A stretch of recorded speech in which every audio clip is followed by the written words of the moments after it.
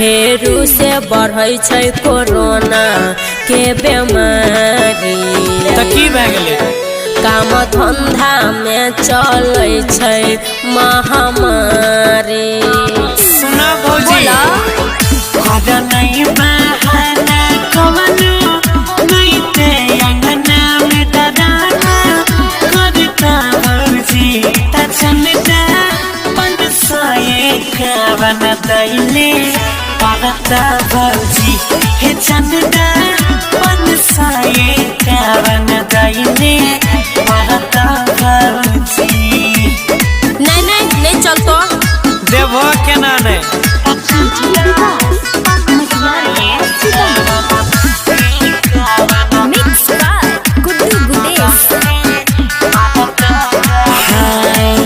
पंडाली DJ कलियै महंगा पड़ल हे बोला केना पुरतै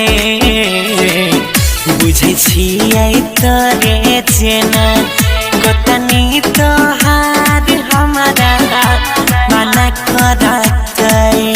सब कुछ बुक छै तोरी के बड़ा महंगा लगई हो चंदा हो काम धंधा चलै छै मंदा हो।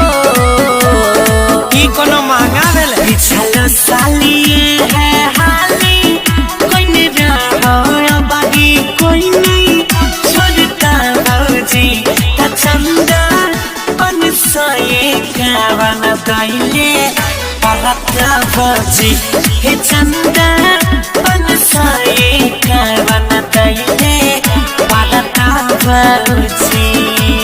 ले ले बिना कोई नहीं जेबो। रुका भैया के कहै छियो।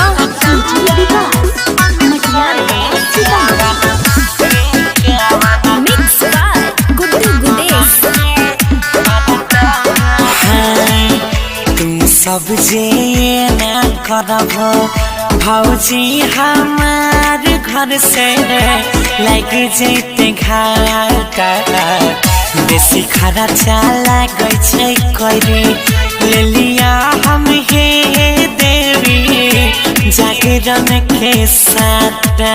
गौरव ठाकुर के बोलेबै? ओहो देव चंदन करब बहाना हो माँ शारदा के नाम पमाना हो। इन भेलै बात।